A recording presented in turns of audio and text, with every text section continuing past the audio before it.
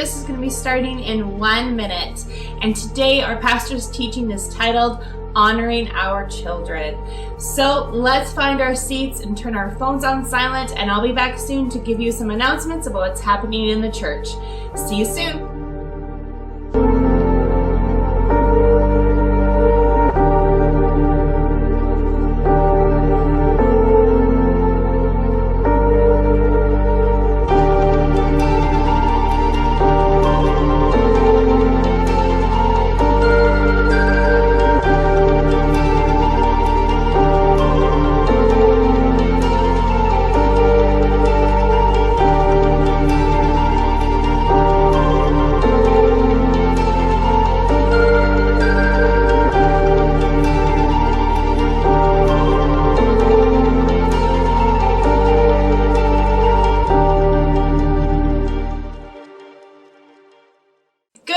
Everybody, and welcome to this morning's worship experience.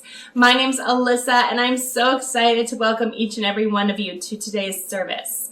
If you're joining us online, please comment. Please let us know that you guys are in community with us this morning. And for tithes and offerings, once again, you guys can send an e-transfer to VPCC treasurer@outlook.com, or you can place it in the box, which is located at the front of the stage if you're joining us in person. I have one announcement for you guys, and this is going directly out to our youth and young adults. They are going to be going bowling on Friday, March 4th. Yes, it's a month away, but we want to give you guys a heads up because there is a cost involved with this event. You guys are going to need to bring $20 each. So please make sure to start saving up for that. And if you have any questions or you want more details for this event, please talk to Rachel Reisdyke or Tanya Fedora, and their emails are listed right below here.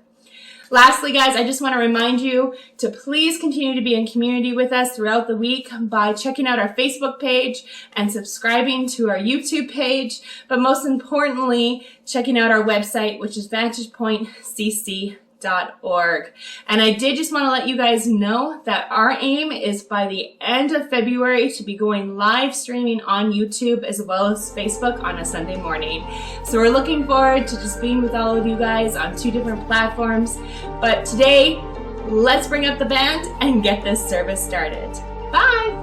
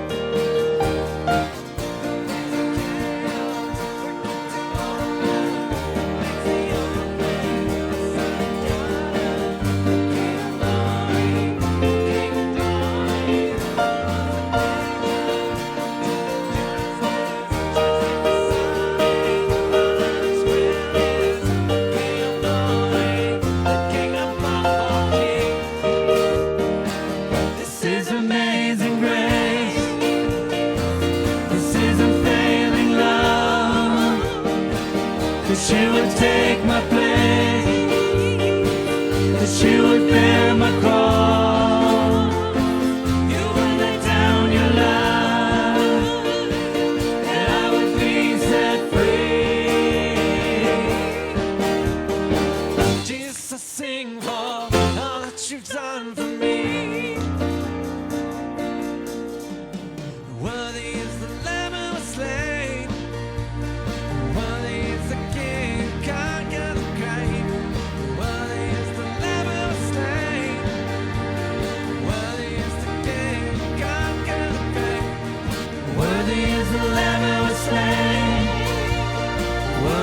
the King who conquers the grave.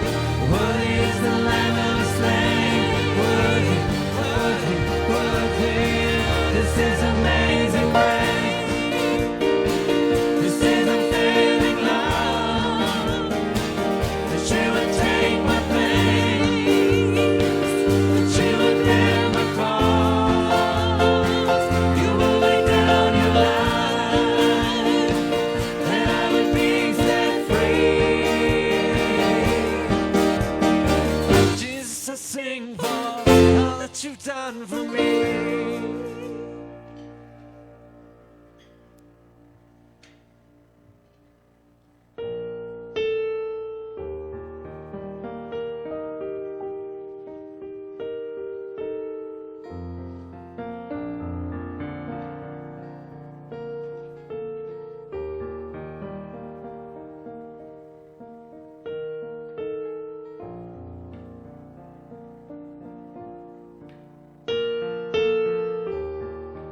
Walking around these walls,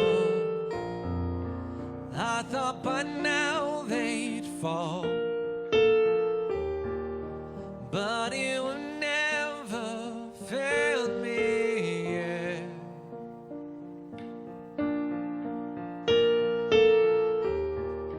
Waiting for change to come, knowing the battle's won.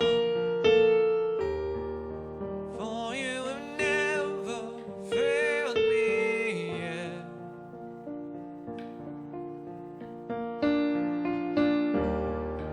Promise still stands. Great is our faithfulness, faithfulness. Still in your hands. This is my confidence. You never failed me yet.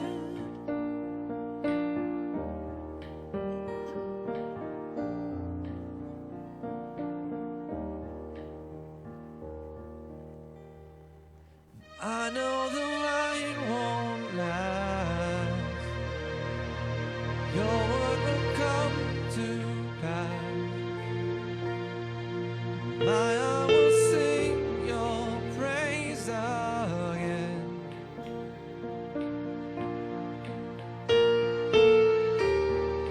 Jesus, you're still enough. Keep me within your love.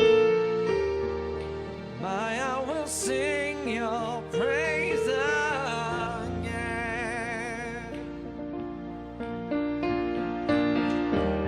Your promise still stands.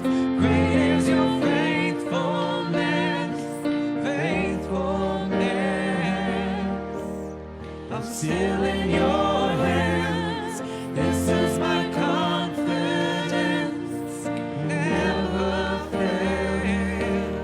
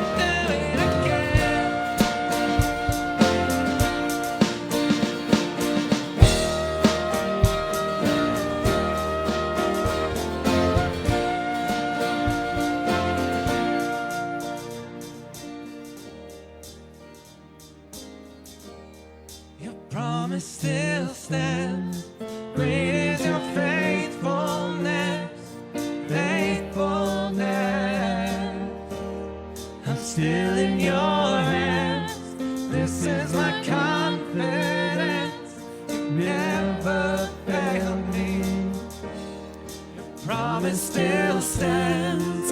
Great is your faithfulness, faithfulness. I'm still in your hands. This is my confidence. Never failed me yet.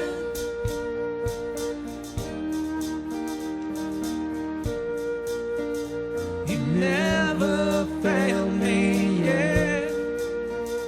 I never will forget. You never failed me yet. I never will forget.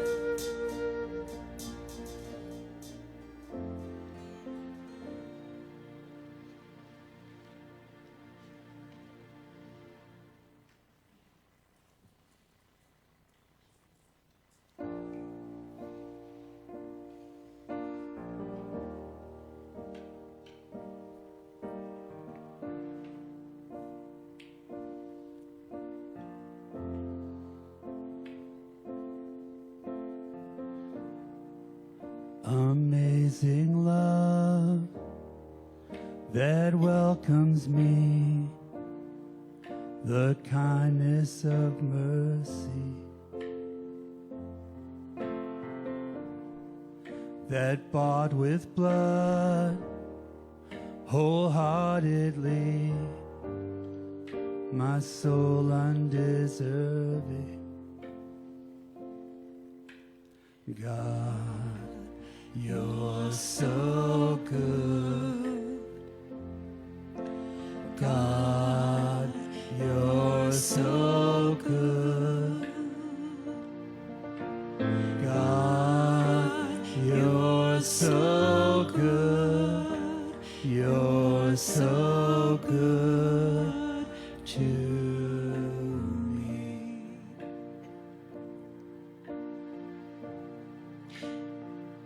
Behold the cross,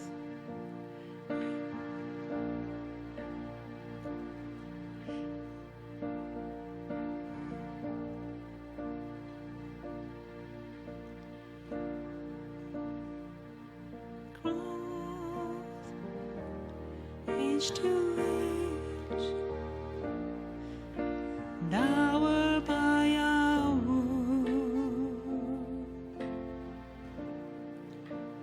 dead are raised, the sinner saved, the work of your power, God, You're so good. God, you're so good. God, you're so good. You're so good to me. God, you're so good. God, you're so good. God, you're so good. You're so good to me. I am blessed, I am called, I am Healed, I am whole, I am saved in Jesus' name. Highly favored, anointed, filled with your power, for glory of Jesus' name. I am blessed, I am called, I am healed, I am whole, I am saved in Jesus' name.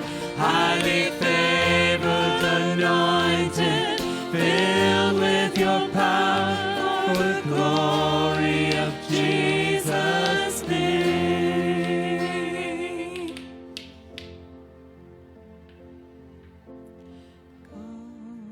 And should this life bring suffering, Lord, I will remember what Calvary has bought for me, both now and forever.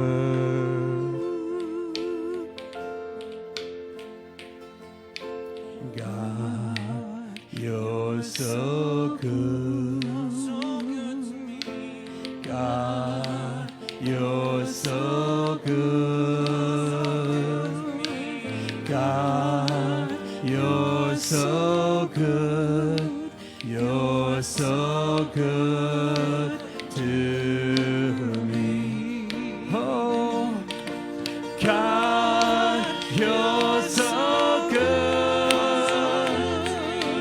God, you're so good. God, you're so good. You're so good to me. You're good, I know it.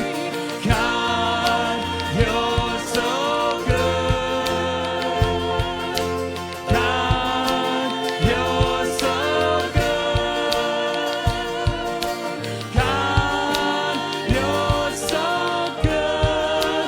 You're so good to me. You're good, I know it, I'm singing. God, you're so good. God, you're so good. God, you're so good. You're so good to me. I am blessed, I am called, I am healed, I am whole, I am saved in Jesus' name. Highly favored, anointed, filled with your power for the glory of Jesus' name. I am blessed, I am called, I am healed, I am whole, I am saved in Jesus' name. Highly favored, anointed, filled with your power for the glory of Jesus' name.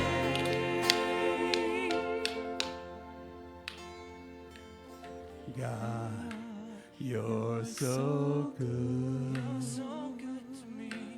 God, you're so good.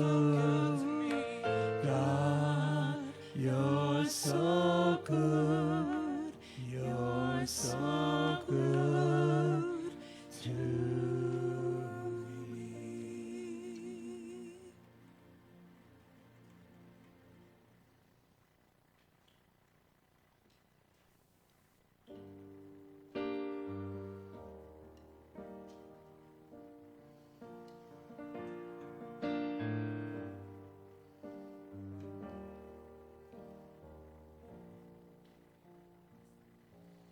Waking up to a new sunrise, looking back from the other side. I can see now with open eyes, dark as water and deep as pain. I wouldn't trade it for anything, 'cause my brokenness brought me to you, and these wounds are what still real you. So I'm thankful for the scars, 'cause without them I wouldn't know your heart, and I know they'll always tell of who you are. So forever I am thankful for the scars.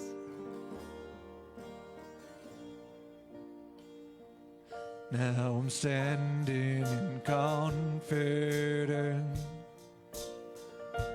with the strength of your faithfulness. And I'm not who I was before. No, I don't have to fear anymore. So I'm thankful for the scars, 'cause without them I wouldn't know your heart. And I know they'll always tell of who you are. So forever I am thankful for the scars. I can see how you delivered me. In your hands, in your feet, I found my victory. I can see how you delivered me. In your hands, in your feet, I found my victory. So I'm thankful for your scars, 'cause without them I wouldn't know your heart. And with my life I'll tell of who you are. So forever I am thankful. I'm thankful for the scars, 'cause without them I wouldn't know your heart. And I know they'll always tell of who you are. So forever I am thankful for the scars. So forever I am thankful for the scars.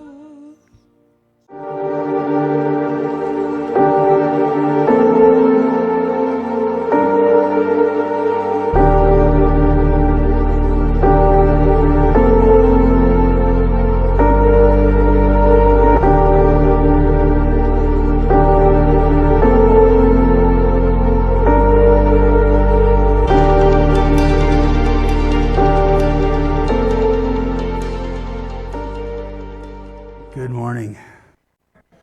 We're going to start off this portion with communion this morning. If you're at home, grab something. Doesn't matter what. I've done communion with donuts and coffee, which is a real commitment for me because I don't like coffee.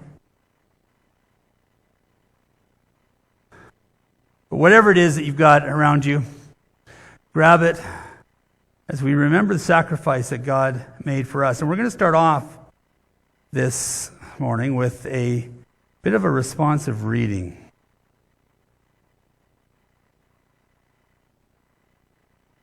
As it tells me my connection is lost.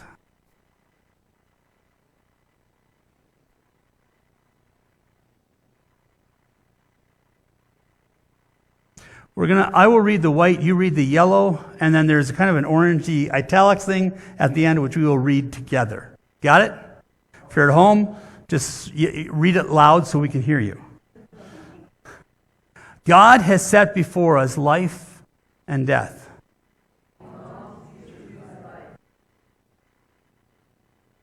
God has set before us blessings and curses.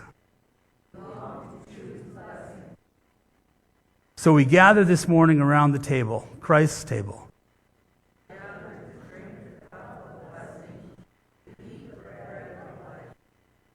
Let us share this meal together. Let us feast on the Word. Let us worship God with joy. So the night Jesus was betrayed, he took the bread and he broke it and he said, "This is my body given for you. Take, eat, and remember."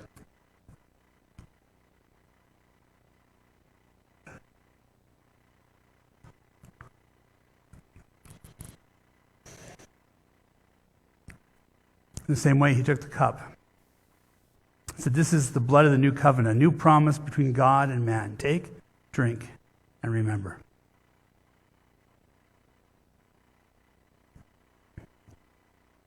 And Father, we do remember your sacrifice for us. Every day we wonder why you would sacrifice, but we know that you did. Thank you for that sacrifice. Thank you for inviting us into your community, led by you, empowered by you. Let us live lives that are worthy of you. We pray this in the name of Jesus. Amen. Well, I'm going to do something a little strange this morning. Before I start preaching, I want to take a moment of personal privilege and introduce you to somebody.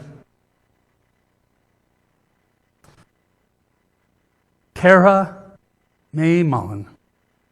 Emelina's finally got some support. She's been hoping for a girl to help her stand up against the guys, and she finally has it January 31st. She was 9 pounds. We grow them big in the Mullen Gertis family. She wasn't quite the 9'15" of Emelina, but so for those of you who didn't get to see a picture over there, she is. And now we'll get on with everything else. Many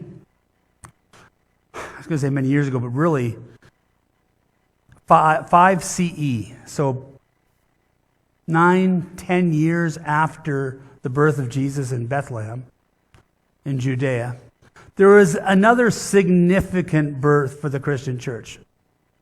It was a boy. He wasn't born in Judea. He was born in one of the Roman provinces. Let's see if I can get this dot to go in there. Didn't want to go in. So up just underneath the apostrophe in Turkey, imagine there's a little blue dot there. That is the Marisan population area, and he was born right there. So just a little bit north of where all the action was happening. He was born into a Roman family, which is a bit of a different or a rarity. Not everybody in the Roman culture was actually Roman by citizenship. Roman citizenship was given to special people who had done something for the empire. And so his father was a Roman citizen, and he was born into this family. This family was also a Jewish family. In fact, Dad was a Pharisee, and this boy would grow up to be a Pharisee. In fact, he would be a Pharisee of Pharisees. He would be very legalistic in everything that he did. But this era was not a good era for children. In fact, if there's one thing the Christian church has done that has been significant, it is actually in the area of children. Culture at the time gave everything to do with the child into the hands of the father. And what would often happen is that a child would be born, and that child would be gathered up and brought and sat on the floor in front of the father. And the father could do two things. He could bend over, pick up the child, and hold it. And if he did that, then he was accepting the child into his family. But he could just as easily stand up and walk away. And if he did that, the child would be discarded. If they were living in Rome, the Roman Forum was actually a place where these children would be brought and laid. And what would happen is they would lay these children in the Forum, and at night, people would come along and pick up the babies.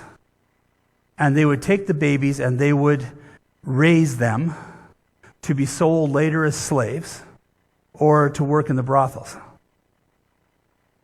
So the power was in Dad. And even if he did pick up the child, he still had total power over his children. He could do whatever he wanted with them. Now, society mores kind of tempered him a little bit, but legally, he had the right to kill that child at any time. He had the right to sell the child into slavery at any time. He had the right to actually chain the child up and make it work in the field or wherever it was that he needed the child to be. 100% of power in the Roman culture lay with the father. Even if the child was healthy, there was significant danger for the children. In fact, Seneca, the Roman philosopher, and actually Seneca has a bit of a backstory which I kind of enjoy. Seneca was born with allergies and asthma. So he was weak from the very beginning of his life, and yet somehow Seneca survived. And here's what Seneca writes. He says, "We slaughter a fierce ox, we strangle a mad dog, we plunge the knife into sickly cattle, lest they taint the herd. Children who are born weakly and deformed, we drown." Oops. So this is the world in which this child was being born into. I already said that his father was a Pharisee, and we think from what we know that his father probably had a very distant relationship with his son. He did not care for him as a loving father would. And this shaped the child. When he was very young, he was sent away to boarding school. So the dad didn't have to worry about him being around. He was, again, all the power was his. The boy went off to boarding school, and he got educated. He got some of the best education available. Later, he would become a persecutor of the church, and then one of its fiercest defenders. His name was Saul. We remember him as Paul. We think what happened to Paul in his youth colored what he wrote years later. Listen to this as he writes to the Ephesians. "Children, obey your parents in the Lord, for this is right. Honor your father and mother, which is the first commandment with a promise, so that it may go well with you and that you may enjoy long life on the earth." Traditional teaching. Paul needed to go no further. That was keeping with the commandments. It was keeping with the prophets and what everybody else had said. But Paul didn't stop there. The next verse says, "Fathers, do not exasperate your children. Instead, bring them up in the training and instruction of the Lord." Fathers, you have a bit of responsibility here. Don't treat your children in such a way that you exasperate them. Don't make them have trouble honoring you. Treat them with respect. Because this is what God desires of you. He has given you children now. It's time for you to wake up and start to live in a way that honors what God has given you. In Colossians, he says the same thing. He says, "Children, obey your parents in everything, for this pleases the Lord." Again, traditional teaching. But Paul doesn't stop there. He says, "Fathers, do not embitter your children, or they will become discouraged." Dad, your role is not just to sell off into slavery or to let live or whatever else you think it is. You have a responsibility to your kids. Don't make them bitter. Don't make them wish that you weren't their dad. This is your responsibility in front of God. And both are really extensions of what Solomon wrote in Proverbs 22. Start children off on the way that they should go. And even when they are old, they will not turn from it. Start children off in the way that they should go, and even when they are old, they will not turn from it. If you give the child the training that the child needs, if you start him or her on the way that they should go, then they will stay on that path. And parents, it's your responsibility to do that. Start them on that path. If you're trying to keep notes, that first blank is just simply setting the direction. And if you're old like me, you might remember the verse with different words. King James Version says, train up a child in the way that he should go, and when he is old, he will not depart from it. Train, set the path. Both are struggling with a word, which scholars actually argue over. I know that shouldn't be a big surprise to anybody. Scholars argue. But the word is, and I can't do this right because I just can't get that. Yeah, exactly. Or just like that. Hanak. Can't get that throaty. Hanak. The word can mean several different things. Maybe the primary meaning is this: moral training. It means moral training, setting the morals for the child, giving them an instruction in the Lord. This is what Paul would have received. He would have received instruction in the Lord, moral training. If you give a child moral training, then they will not depart from it, according to the proverb. They will continue down that path if you do it. Here's the problem. And this is the thing that nobody wants me to say to you this morning. If you're going to give your child moral training, it means you have to be willing to keep that moral training yourself. Kids learn by what they see, not just what they hear. I've often been amazed at parents who smoke, who want to bring up children who don't smoke, and think somehow that their instructions not to smoke is going to do the job. Very seldom works. If you want a behavior reflected in your child, one of the best ways to do it is to make sure that you're willing to accept that in your own life, that you're willing to do it yourself. So there's this idea of moral training. But that's not the only meaning that is given to this word hanak. It is also secular training. And it's secular training of a certain nature. It is secular training according to the child's desires, the child's aptitude, what the child can do well. And to do that, you've got to get to know your child. To understand this kind of secular training, you've got to understand what it is that your child needs and what your child can do. Nelda and I watched a chick flick this week. Butlers in Love. Oh, it's such a cute story, you know. About a bunch of young butlers going to school to learn how to be butlers. But part of the core plot of the story was a young man who was from a house of butlers. His dad was a butler. His grandfather was a butler. His great-grandfather was a butler. And his dad expected him to become a butler, because it's what this family does. And he knew everything about being a butler. He could do it all. Only one problem. He didn't want to be a butler. He wanted to be a chef. And so he'd go to Dad and say, Dad, I know you want me to be a butler, but what I want to be is a chef. And his dad would say, well, you can be a chef in your spare time. That can be your hobby. But your vocation will be that you're a butler. And it set up the whole conflict plot line for the rest of the movie between dad and son over what they were going to do. According to Solomon and this idea of hanak, it's train your child in what they're good at. Spend enough time with them to find out. Help them along that path where their desires are.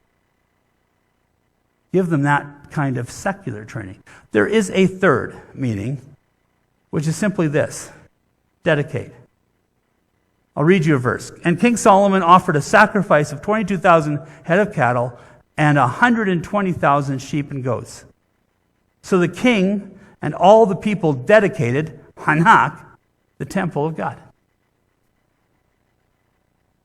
So it has this idea of moral training. It has this idea of secular training, but it also means dedicate. Now, this sometimes surprises people, but we belong to a denomination, a line of faith that does not baptize children.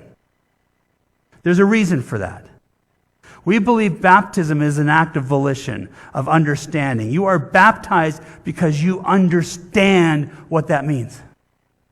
Taking a 6-month-old baby and doing a baptism doesn't make any sense because they don't understand anything. So traditionally, Baptists do not baptize children. We wait until they're a little older, until they can come to the point where they understand what the faith means and what this is all about. And then we invite them into this sacrament of baptism. One thing we do is dedicate. Dedicate children is different from baptism. Sometimes it looks very similar, but dedicating children is about the parents' faith. Basically, it is a ceremony where we take the child and we say, you are, as mom and dad are committing to care for this child, to lead his feet or her feet to the sanctuary, to bring them up in the Lord. It's not something the baby can do anything about, but you as parents can commit to that. And so it is the sacrament of dedication, a parental thing, rather than of the baby. Which one does Hanak mean? I think it means all three. And I think it means all three in this verse. I don't know why we want to try to keep on narrowing stuff down. I think Solomon can can walk and chew gum at the same time. He can do whatever he wants. And he's got three meanings in mind. Give them the moral training. But give them in the secular training in their aptitude. Get to know your children. And dedicate them. Let them know, let the community know that this child is important. It's important to you and should be important to them. I think he can mean all of these things at once. The next blank is be parents worthy of honor. Be parents worthy of honor.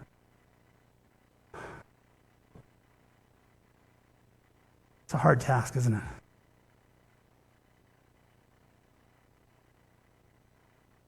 The fifth commandment, honor your father and your mother, so that you may live long in the land that the Lord your God is giving to you. If there are two commandments, I think there are two, that we struggle with keeping, I think the two commandments are the third and the fifth. The third, because we keep on wanting to try to narrow it down. The third says, do not take the name of the Lord in vain. And so we parse that out. What does that mean, really? And we can get really narrow with this. Does it mean swearing, or does it mean just saying God in circumstances where God is not involved? Oh my God, you did that? Is that taking the name of the Lord in vain? You would say yes, sure. But they say, no, it's not swearing. It's just that. So as long as you stay away from that, you're okay. You can do all the foul language you want, as long as that's not part of it. Maybe. Here's the problem. The commandment about keep taking the name of the Lord in vain is actually talking about the way we treat the name and the person of God. And according really to that third commandment, anything that we do that causes dirt to fall on the name of Jesus Christ, to fall on the name of God, is taking God's name in vain. You don't have to actually say something. You don't have to use foul language. It can be an action of you that causes dirt to fall on the name of God, and you have taken the name of God in vain. Rather than narrowing it, I think we need to broaden it a bit. Anything that I do that causes dirt to fall on the name of God, I have taken the name of the Lord in vain, and I need to ask for forgiveness and change my behavior so that doesn't happen again. The third commandment. The fifth one is also a bit of a problem, although in a different way. The fifth one is honor your father and your mother.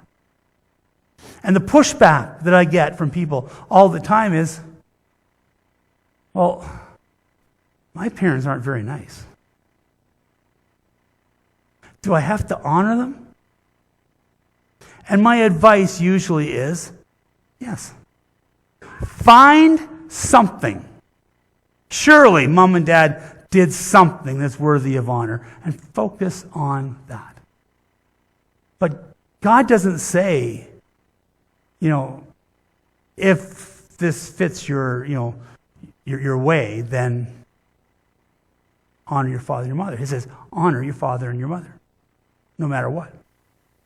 Find some way that you can honor them.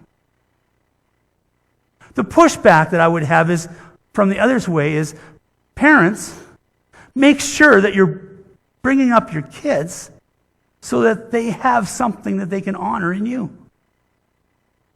Make sure there's something that is in you that your parents can say, I honor you for this. I honor you for the way that your marriage happened. I honor you for keeping food on the table every day. I honor you for the way that you treated us. Going back to this idea of Roman culture, which is kind of weird for us, but another part of this Roman culture about children is that a child was never an adult until dad died. They never were considered fully mature adults until their father had passed away. That means that I am a teenager. I am immature because my dad is still alive and doing well.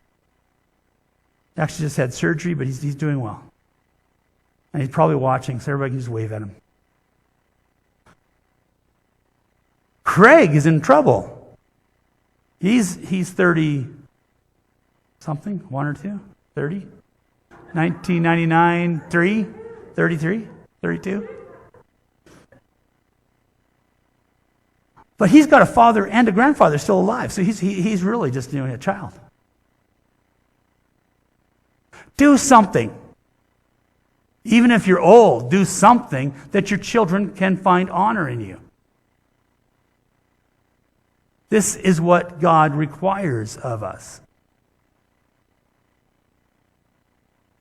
That next blank is, it takes a village. I know what you're all saying, or at least some of you. Some of you guys with gray hair are going, I'm glad I'm done with raising kids. Don't have that anymore. I can do whatever I want to do. Nobody's watching me. It takes a village. Doesn't matter how old you are. There are kids in this church. Some of them you get to see more often than others. Some are watching online, and it's really hard to connect with them. Hopefully someday we will be able to. But you still got kids around here. You've got teenagers around here. And it takes a village. They're part of your responsibility. Did you know that? I talked about the dedication ceremony a while back. There's a portion of the dedication ceremony I want to read to you. I now ask you, the congregation, will you commit yourself as the body of Christ to support and encourage these parents as they endeavor to fulfill their responsibilities to this child and to assist by nurturing his or her growth towards spiritual maturity? It takes a village. Are you willing to be the village? Or do you just want to antagonize them and embitter them? It takes a village. We're all responsible. This good-looking gentleman is a guy named Dwight L. Moody. A little bit of family history if you want to know. I have an Uncle Moody. Moody Mullen. That just doesn't sound like a very good name to me, but he's actually my great uncle, I think. He is the brother of my great-grandfather. My great-grandfather's name was Sankey Mullen. Now, if you're not up on your church history of the 19th century, Dwight Moody and Ira Sankey were a team. So they had these two boys, and they said, we're going to call one Moody, we're going to call the other one Sankey. I don't know why parents do that. They just do. So this is Dwight Moody.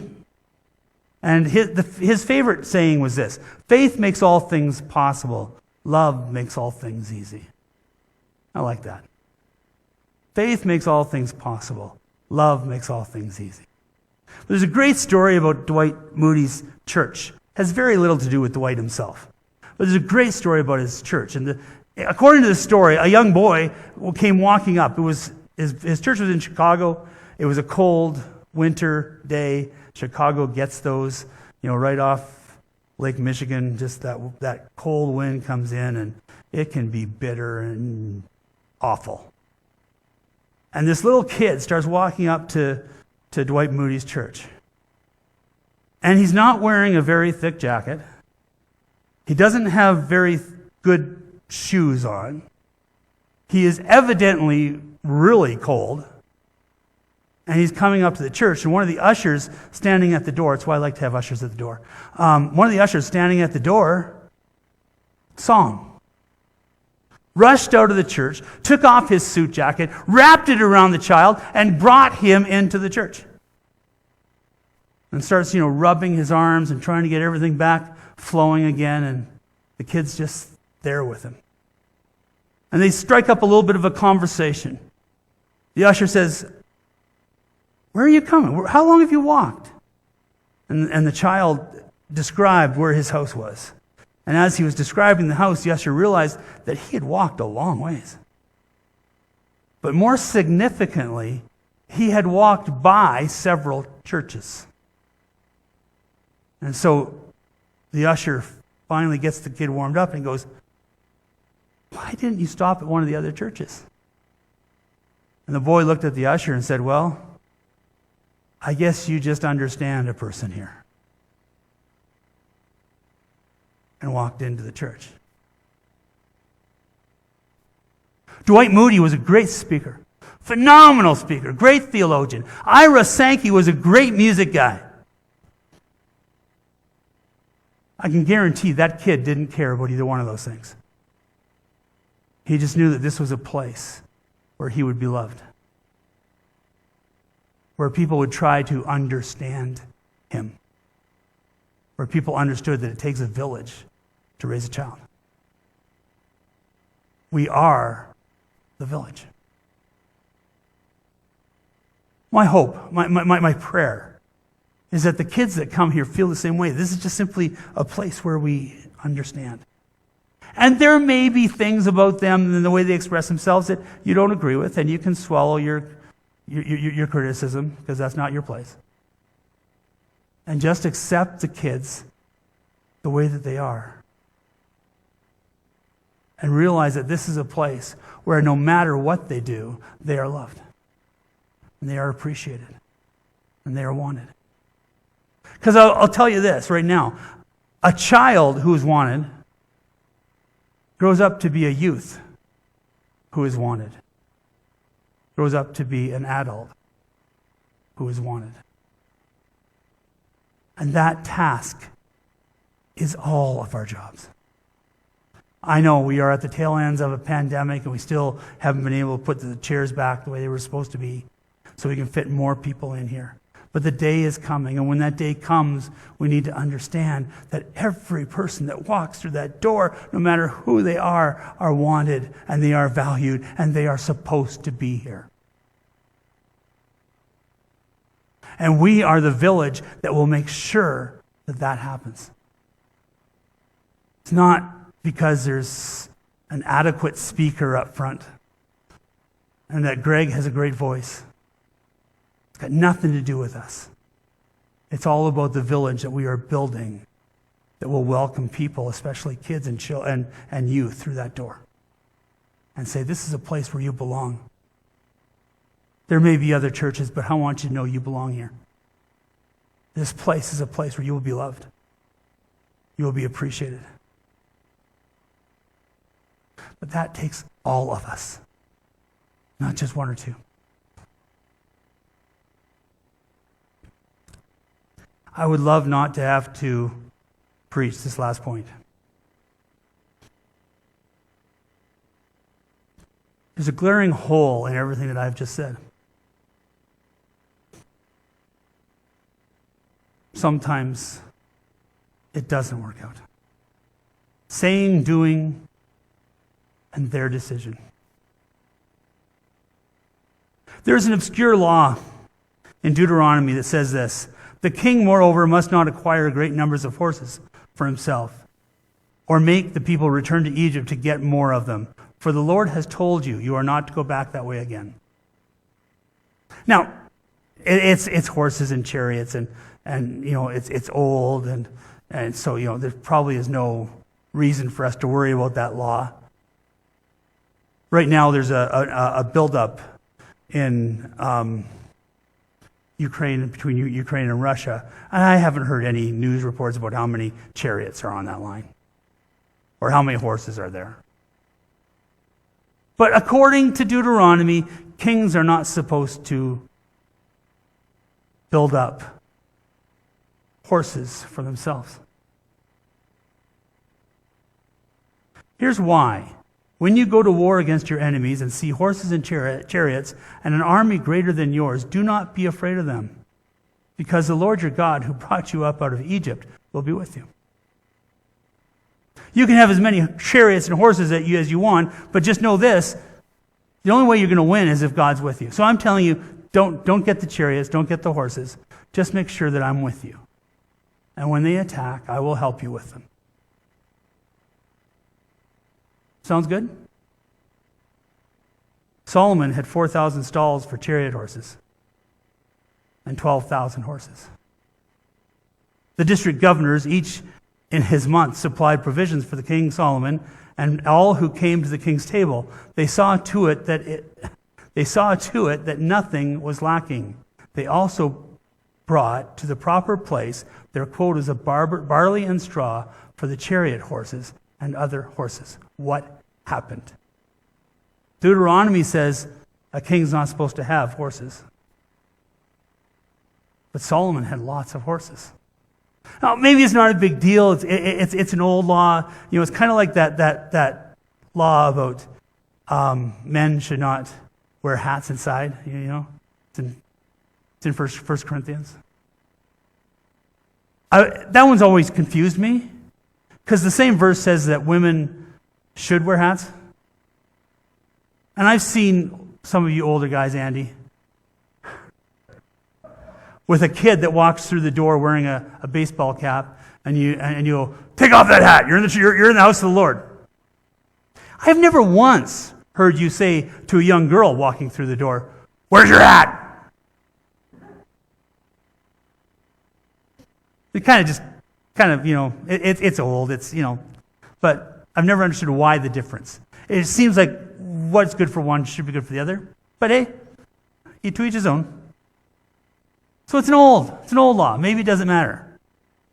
Let me read you another passage. King Solomon, however, loved many foreign women besides Pharaoh's daughter: Moabites, Ammonites, Edomites, Sidonians, and Hittites. They were from nations about which the Lord had told the Israelites, "You must not intermarry with them, because they will surely turn your hearts after their gods." Nevertheless, Solomon held fast to them in love. He had 700 wives of royal birth and 300 concubines, and his wives led him astray. Isn't that the way it always is? Your wife leads you astray? Just kidding. Don't write that down. As Solomon grew old, his wives turned his heart after other gods, and his heart was not fully devoted to the Lord his God, as the heart of David his father had been. He followed Ashtoreth, the goddess of the Sidonians, and Moloch, the detestable god of the Ammonites. And Solomon did evil in the eyes of the Lord, and he did not follow the Lord completely, as David his father had done. What happened? Solomon just said, start off your child in the right direction. Bring a child up right, and they will not depart from it. But Solomon departed from it. David didn't do it. It's a possibility, but God seemed to have a fairly high image of David. Called him a man after his own heart. So what happened? How come Solomon went astray? Not only that, but Solomon had a boy named Rehoboam. After Rehoboam's position as king was established and he had become strong, he and all Israel with him abandoned the law of the Lord.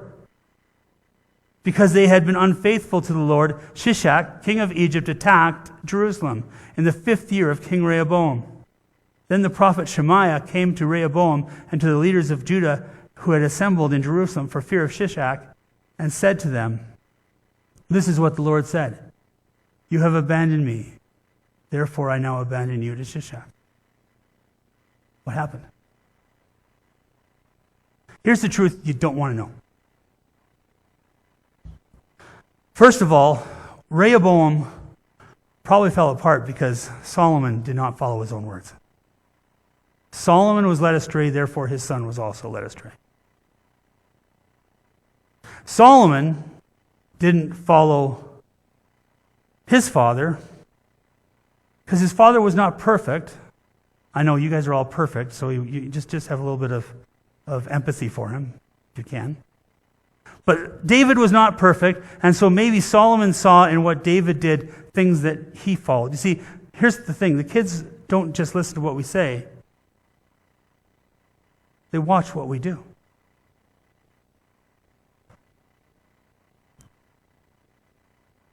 So what's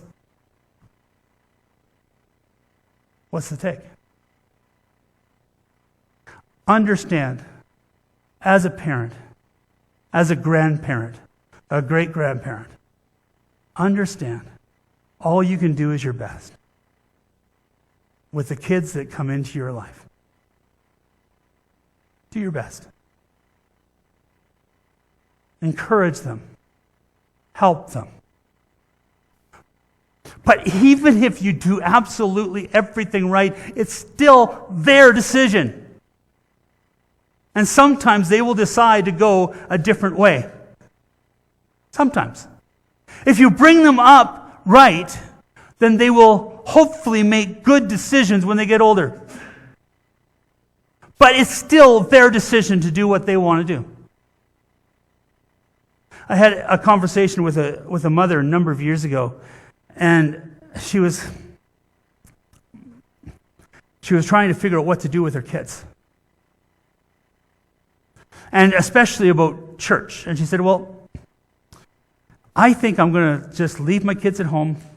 If they want to come to church, they'll tell me and we'll go to church. Otherwise, I'll come by myself. Because I don't want them to be mad at the church because I kept on forcing them to go. And I said, yeah, that's good, except for this. Every person that I know from my childhood that is still in the church, their parents made them go to church when they were young. Every single one of them. When I'm doing marriage counseling with people who is not part of our church or any church, and we come to the discussion of church, often the reaction, I know exactly what they're going to say. I can quote them. I wasn't brought up that way. 99% of people who come to church in later life, somewhere in the background, had a positive moment in church. Maybe grandma took them once and they enjoyed it. Or they went to youth group and had some fun. Vast majority say, I had something good that I knew about the church way back then. And now it allows me to come back.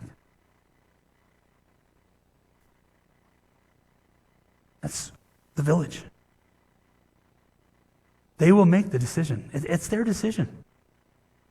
And they will make it. But as parents, as people who just simply love children, we need to do our best to encourage them and make sure that they're having positive connections with God and with us. So they will be able to honor us as we grow older. It's not a short-term job. We're in it from from the time that we first become aware of children until they finally remove us from this earth. By the way, this is the reason why several years ago with Mother's Day and Father's Day, I changed up the ritual a little bit. Used to be that when Mother's Day would come, we'd say, well, if you're a mother, stand up, we'll give you a flower, we'll clap for you, we'll do something. And I started saying, if you're a woman, stand up. You don't have kids? That's not true. There's kids all around here that you are part of the village. You are aunt to somebody. This is for you too. Same way as with men on Father's Day. Because the kids are all of our responsibility. They will make the decision. We know that. But we can do our best to make sure that they have built positive connections with God and with us, so that as they mature, they will do right things. But if you've got a child that didn't quite turn out the way you thought they should, and you've been mad at yourself for what you did, recognize that it's their decision. Pray for them. Pray for them and pray for them. But the child will have to make the decision at some point. All we can do is be there for them when that moment comes. Let me pray. Father, I thank you for the children that are connected with this small fellowship. I thank you for every single one of them. I thank you for the teens that are here, that are connected, that come on Friday nights to have fun in youth. God, thank you for allowing us to be the village with them, to encourage them in whatever it is that they want to do, to be there for them when disaster strikes. Help us, Father. Fill us with love. Love for kids, love for each other, so that we can do our best for them. Help us, teach us to give honor to them, because they deserve it. We pray this in the name of Jesus. Amen. Can't go back to the beginning. Can control what tomorrow will bring. But I know here in the middle is the place where you promised to be.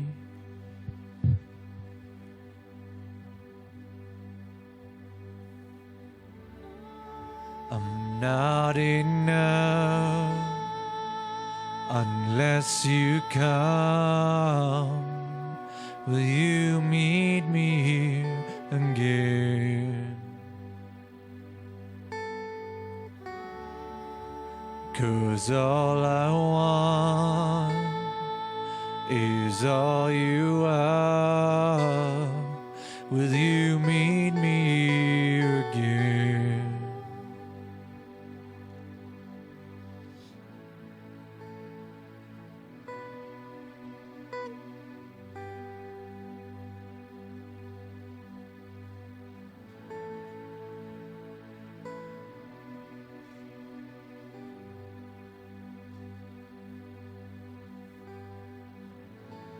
As I walk now through the valley, let your love rise above every fear. Like the sun shaping the shadow, in my weakness your glory appears.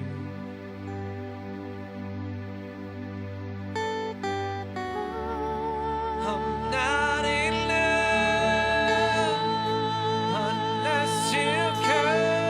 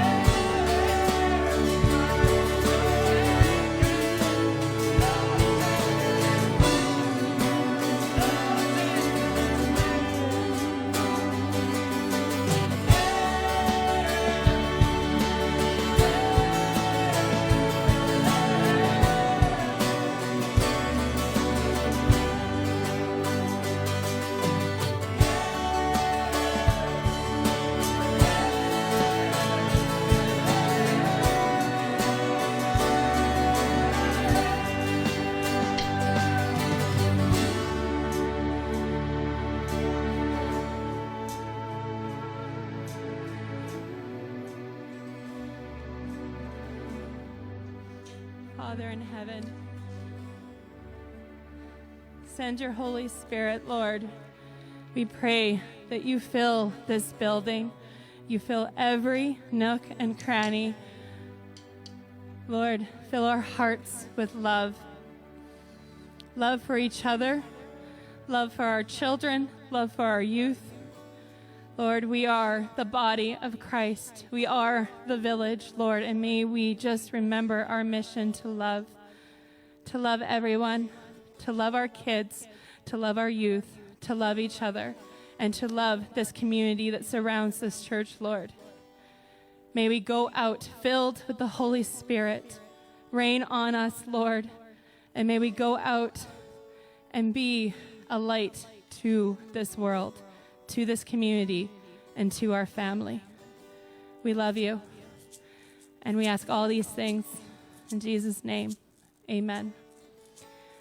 And just as a reminder for tithes and offerings, you can send an e-transfer to VPCC treasurer at outlook.com. And for those of you who are here this morning, there is the box at my feet here that you can place your tithes and offerings in.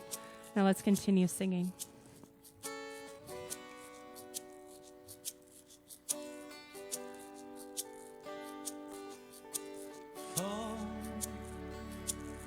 On me, Holy Spirit, come, make me clean. All right, want you close.